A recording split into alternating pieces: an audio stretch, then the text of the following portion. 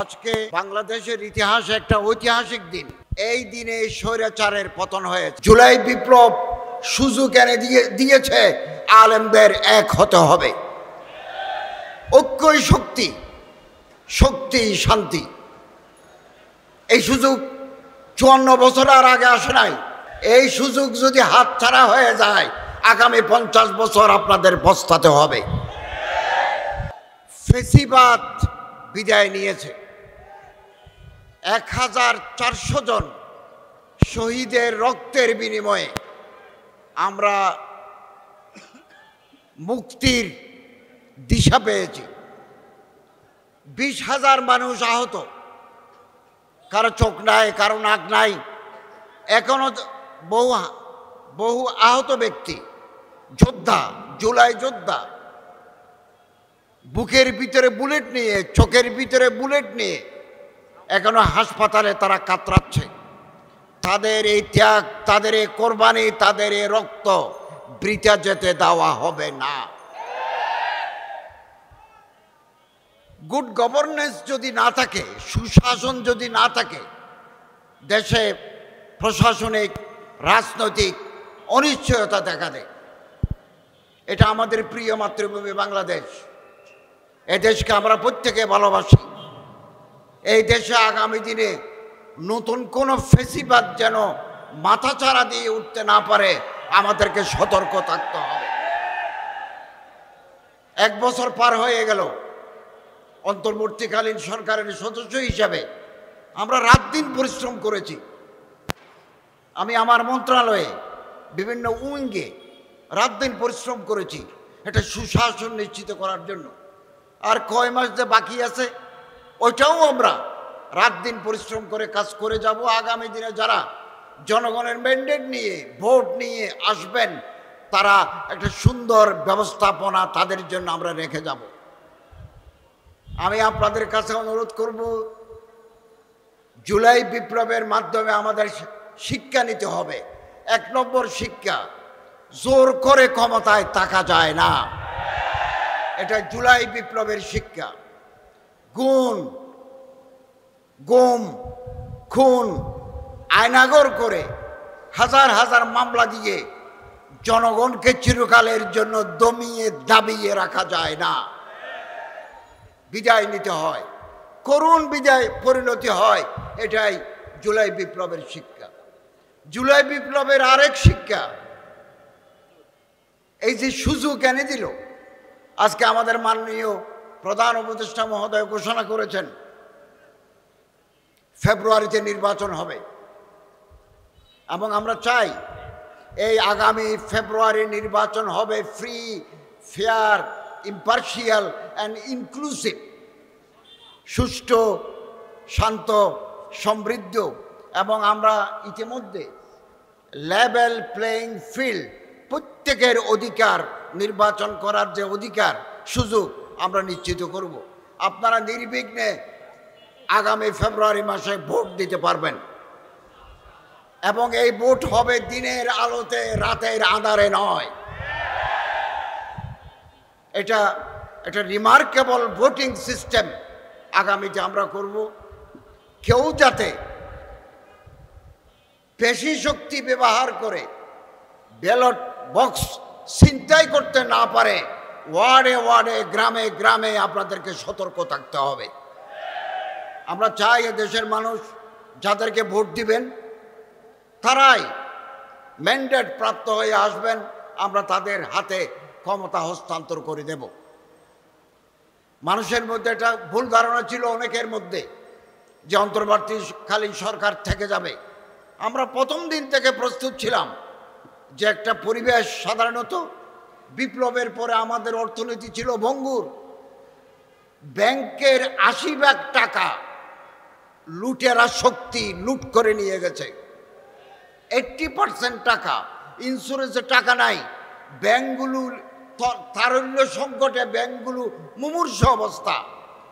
আমরা যখন গত বছর 8ই আগস্ট দায়িত্ব নিই, তখন ব্যাংকের রিজার্ভ ছিল $20 বিলিয়ন। এই 1 বছরের ভিতরে আমরা $31 বিলিয়ন রিজার্ভে মজুদ রেখেছি এবং একটা সাউন্ড ইকোনমিক সিস্টেম আমরা দিয়ে যাচ্ছি। আইন শৃঙ্খলা পরিস্থিতি আমরা চেষ্টা করেছি। 16-17 বছরের জঞ্জাল 1 বছরে পরিষ্কার করা যায় না। একটা বিশেষ দল নিজেদের লোক ঢুকে দিচ্ছে সব জায়গায়, তারা প্রজাতন্ত্রের কর্মকর্তা কর্মচারী হয়ে গেছে, অন্য মানুষ আসতে পারে নাই। এগুলো পরিষ্কার করতে সময় লাগবে। আমরা আশাবাদী আগামী দিনে যারা আসবেন তারা জনগণের পালস অনুধাবন করে দেশকে উন্নতির পথে এগিয়ে নিয়ে যাবেন। আমি আপনাদের কাছে আহ্বান জানাবো, জুলাই বিপ্লব সুযোগ এনে দিয়েছে আলেমদের এক হতে হবে। ঐক্যই শক্তি, শক্তি শান্তি। এই সুযোগ 54 বছর আর আগে আসে নাই। এখানে কোনো মিথ্যা মামলা নাই, এখানে কোনো খুন গুম আয়নাগর নাই। আমরা একজন মানুষকে গুম করি নাই, আমরা ক্রস ফায়ার দিয়ে কিলিং আউটসাইড দি জুডিশিয়ারি আমরা করি নাই। আমরা স্বচ্ছতার সাথে রাষ্ট্র পরিচালনা করেছি। এটা এক বিশাল সুযোগ এনে দিয়েছে আলেম ওলামা যারা আদর্শকে পছন্দ করে, তারা একসাথে আসার একটা বিশাল সুযোগ আগামী দিনে তৈরি হয়েছে। এই সুযোগ যদি হাতছাড়া হয়ে যায় আগামী 50 বছর আপনাদের পস্তাতে হবে। ত্যাগ স্বীকার করুন। এই ঐক্য পাকিস্তান হওয়ার পরে 1947 সনের পরে আলেম ওলামারা এক হয়েছেন 56 সনে। 52 দফা বিভিন্ন মতাদর্শের আলেম, বিভিন্ন মাকাতেবে ফিকির, ডিফারেন্ট স্কুল অফ থটের ওলামায়ে কেরাম 22 দফা 22 নাকাত 22 ডিমান্ড করে আলেমরা একটা ফর্মুলা দিয়েছিলেন। 56 সনের শাসনতন্ত্র রচিত হয়েছে। জাক ইস্কান্দার মির্জার কারণে, পাকিস্তানের সামরিক বাহিনীর কারণে সেটা সফল হয় নাই, কিন্তু আলেমরা এক হয়েছিল। এখনও ভারতের যখন কোনো বিপদ আসে সব শ্রেণীর আলেম এক প্ল্যাটফর্মে আসে। এক জেহেতি কনফারেন্স হয়, দেওবনে হয়, হায়দ্রাবাদে হয়, রামপুরায় হয়, সব জায়গায় হয়। বাংলাদেশের আলেমদেরকে শিক্ষা নিতে হবে। একলা চলো নীতি আমরা কাঙ্ক্ষিত পথে কাঙ্ক্ষিত মঞ্জিলে পৌঁছতে পারবো না। ঐক্যবদ্ধ শক্তি নিয়ে আমাদের পৌঁছতে হবে। বাংলাদেশে আগামী দিনে আলেমরা যদি এক হতে পারেন,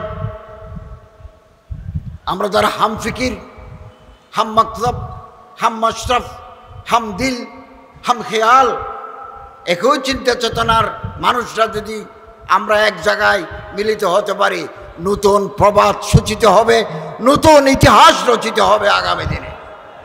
আপনি কল্পনা করতে পারবেন না। আসুন এর জন্য আমরা প্রস্তুতি নিই। আমি আলহামদুলিল্লাহ আমার মন্ত্রণালয়ের অধীনে গেল বছর আমরা একটা নির্বিঘ্ন, স্বচ্ছন্দ, কনভেনিয়েন্ট একটা হজ জাতিকে উপহার দিয়েছি। 8 কোটি 20 লক্ষ টাকা হাজিদেরকে ফেরত দিয়েছি। এবং আমাদের মন্ত্রণালয়ের চৌকস টিম মসজিদ নীতিমালা, মসজিদ পরিচালনা নীতিমালা, এটা 2006 সালে ছিল। আরেকটা আমরা কাজ শুরু করেছি, প্রায় শেষ পর্যায়ে। আমরা বড় বড় আলেম, ইমাম, বিভিন্ন সংগঠনের নেতৃবৃন্দকে ডাকবো, তাদের সাথে মত বিনিময় করে আমরা একটা গ্যাজেট তৈরি করে দেব। কোনো ইমামকে, কোনো মসজিদের মুতওয়াল্লি তুমি চলে যাও, আজ থেকে তোমার চাকরি নাই, একথা বলে বিদায় করে দিতে পারবে না। আত্মপক্ষ সমর্থনের সুযোগ দিতে হবে ইমাম সাহেবকে। তার বিরুদ্ধে কোনো অভিযোগ থাকলে এটা কমিটি গঠন করে দিবেন, ওনার আত্মপক্ষ সমর্থনের সুযোগ দিতে হবে। এরপরেই ইমাম সাহেব আমাদের এই নীতিমালার আলোকে তিনি কোর্টে বিচার চাইতে পারবেন। এবং যে সমস্ত মসজিদের আর্থিক অবস্থা ভালো, আমরা নীতিমালায় লিখে দিয়েছি ওনাকে একটা ভালো বেতন দিতে হবে। 2015 সালের স্কেল অনুযায়ী বেতন দিতে হবে।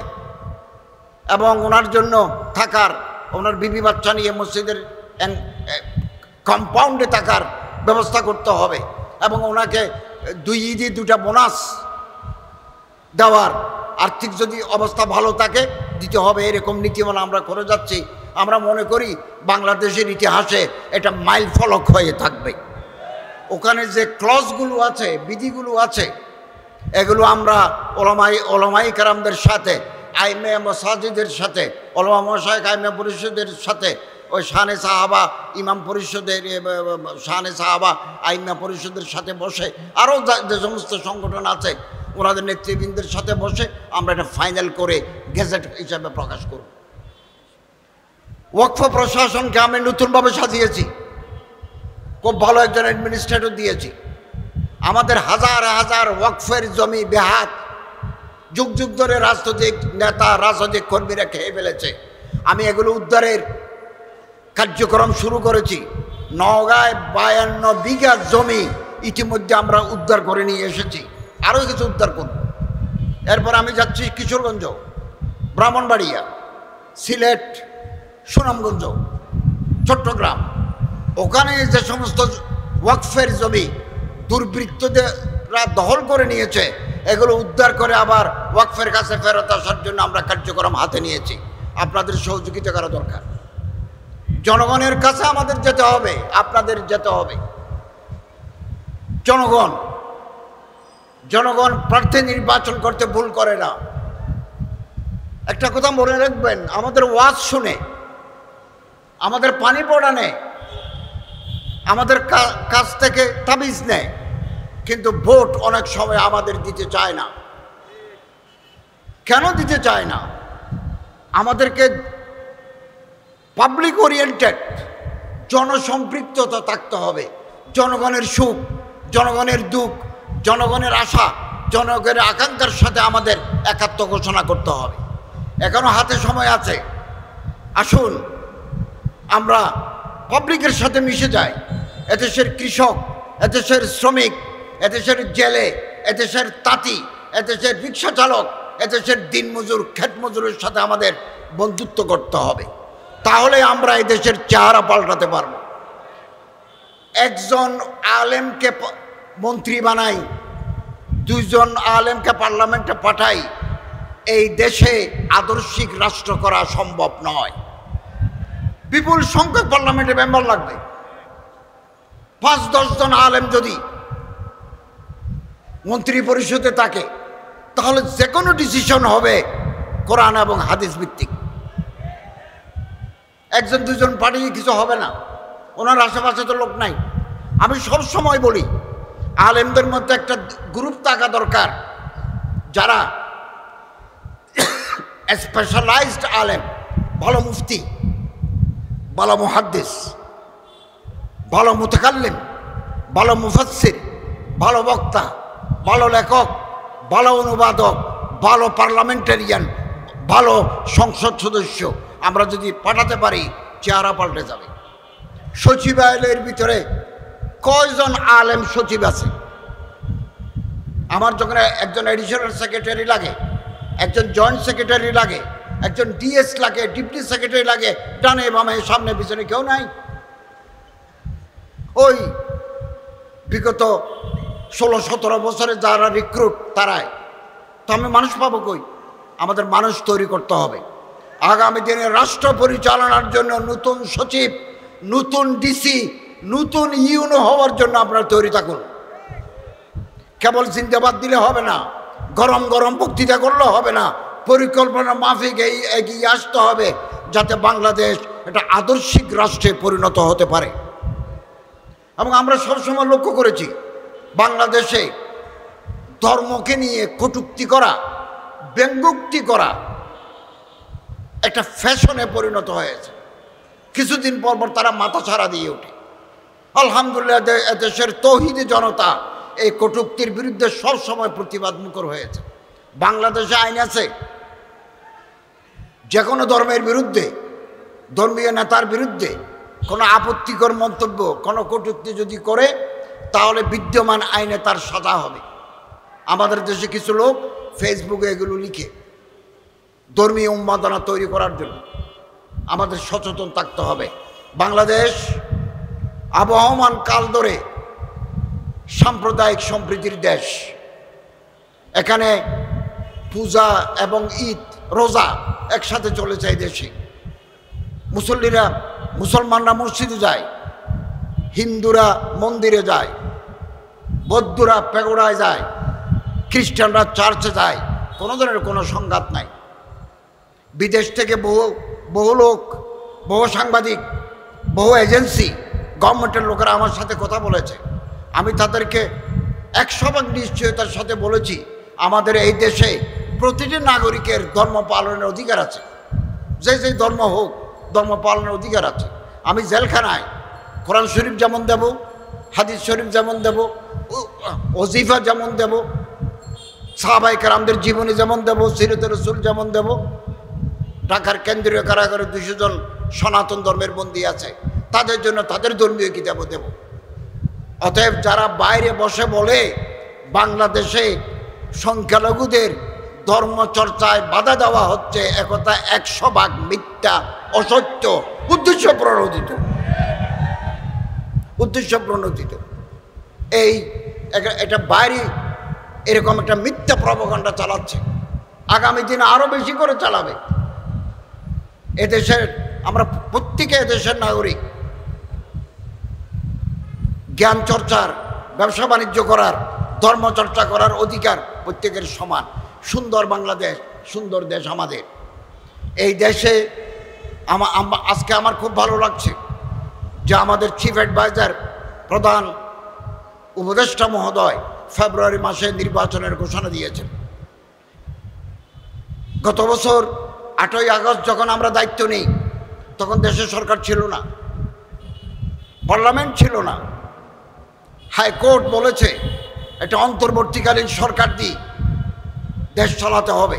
তারাই আগামী দিনে নির্বাচন দিয়ে নির্বাচিত প্রতিনিধিদের হাতে ক্ষমতা হস্তান্তর করবে। বহু সংকট, বহু বিপদ, বহু শঙ্কা আমরা অতিক্রম করেছি, আলহামদুলিল্লাহ। আপনারা প্রতিটি ভোট কেন্দ্রে থাকবেন। কেউ যাতে নির্বাচনকে ভণ্ডুল করতে না পারে, কেওস এন্ড কনফিউশন তৈরি করে গোলা পানিতে যাতে মাছ শিকার করতে না পারে, আপনাদেরকে সচেতন থাকতে হবে। নির্বাচন যাতে অর্থবহ হয়, সুষ্ঠু, শান্তিপূর্ণ, অংশগ্রহণমূলক হয়, সরকারের এজেন্সি সচেতন থাকবে, সজাগ থাকবে। আপনাদেরও সজাগ থাকতে হবে।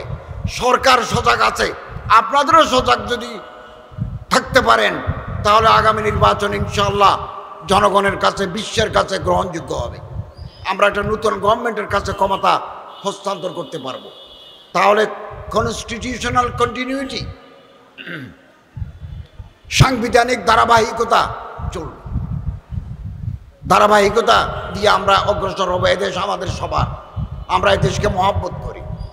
জুলাই বিপ্লবে এদেশের কৃষক, ছাত্র, শ্রমিক, মেহনতি মানুষ প্রাণ দিয়েছেন, জীবন উৎসর্গ করেছেন, আলেমরাও করেছেন। এদেশে বহু আলেমের বুকের ভিতরে গুলি, বহু আলেম শহীদ হয়েছেন, বহু আলেম পঙ্গু হয়েছেন। আমি গত 3 মাস আগে আমার চিকিৎসার প্রয়োজনে থাইল্যান্ড গেছি। অ্যাম্বাসেডর আমারে বললেন যে একজন জুলাই যোদ্ধা হাসপাতালে শহীদ হয়ে গেছেন, আপনি যদি আসেন। তো আমি গেলাম, ওনাকে নিয়ে হসপিটালে গেলাম। তার লাশ দেখলাম, হিম করে তার লাশ দেখলাম, তার জন্য দোয়া করেছি। তার মা এবং বোনের সাথে দেখা করেছি, সান্ত্বনা দিয়েছি। জানলাম যে কে, বললো যে সে দর্জি, টেইলার, কিন্তু হাফেজে কোরআন। হাফেজে কোরআন হয়ে এই স্বৈরাচার বিরোধী আন্দোলন সে মাঠে নেমেছে এবং এখানে শহীদ হয়ে গেছে চট্টগ্রামে। একথা মনে রাখবেন, দেশের উপর কোনো দুর্যোগ যদি নামে, আলেম, ওলামা, হাফেজ, কারীরা ময়দানে নেমে তার মোকাবেলা করেন। অতীতেও তারা করেছে, আগামী দিনেও করবে। আমরা কোনোদিন আমার প্রিয় মাতৃভূমি বাংলাদেশকে শয়তানের হাতে ছেড়ে দেব না। আপনাদের সচেতন থাকতে হবে, সচেতন। আমরা নিজেদের মধ্যে কামড়াকামড়ি করব না। নিজেদের মধ্যে ফেসবুকে আজেবাজে কথা লিখবো না। আমরা কেন এক বন্ধুর বুকে আর এক বন্ধু ছুরি বসাই? আমাদের আসল শত্রুকে তাকে টার্গেট করতে হবে। এই দেশ চলবে এই দেশের বৃহত্তর জনগোষ্ঠীর কথা মতো এই দেশ চলবে, কোনো বিদেশি প্রেসক্রিপশনে এই দেশ চলবে না। অতএব আসুন, জাতীয় উলামা মাশায়েখ আইম্মা পরিষদ তার প্রতিষ্ঠা লগ্ন থেকে ইমামদের, আলেমদের, খতিবদের নিয়ে কাজ করে যাচ্ছে। জনগণের মাঝে তাদের গ্রহণযোগ্যতা আছে এবং মুফতি আবরার সাহেব এবং হজরত মৌলানা আল্লামা নুরুল হুদা ফয়জি সাহেব এর নেতৃত্বে তারা সারা বাংলাদেশের গ্রামে গঞ্জে কাজ করে যাচ্ছে। এই সংগঠন বাংলাদেশ এখন পরিচিত, নন পলিটিক্যাল অর্গানাইজেশন। এই সংগঠন কোনো রাজনৈতিক সংগঠন নয়, মানুষের মাঝে দাওয়াত, তাবলীগ, তালিম, তাজকিয়া, ইসলাহি নফসের কাজ করে যাচ্ছে। আগামী দিনে এই সংগঠন আরও উন্নতির দিকে এগিয়ে যাবে ইনশাআল্লাহুল আজিজ। এবং বাধা বিপত্তি সংঘাত আগামী দিনে আসবে, এগুলোর মোকাবেলা করার জন্য আমাদের তৈরি থাকতে হবে। আল্লামা ইকবাল বলেন, বাদে মুখালিফ সে ন ঘবরায় কাপ, ইয়ে তো চলতে হে তুঝে উঁচা উড়ানে কে লিয়ে।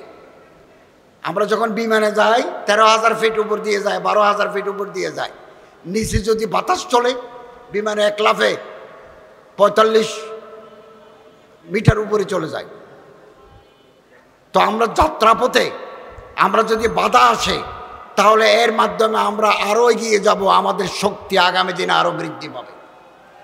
পৃথিবীতে কোনোদিন জালিম চিরকালের জন্য জয়লাভ করতে পারে নাই, মজলুমের জয় হয়েছে। এবং আফজলুল জাহাদ কলিমাতে হক নিন্দা সুলতানিন জায়ের, হক কথা বলার, সত্য কথা বলার এই ধারাবাহিকতা জাতীয় উলামা মাশায়েখ আইম্মা পরিষদের আছে, আগামী দিনেও থাকবে। এবং আমরা সুন্দর বাংলাদেশের অপেক্ষায় আছি। এখন আমাদের গ্রামে গঞ্জে চলে যেতে হবে, সাধারণ জনগণের সাথে আমাদের মিশতে হবে। তাদের দুঃখ, তাদের হাসি আমরা ভাগ করে নেব।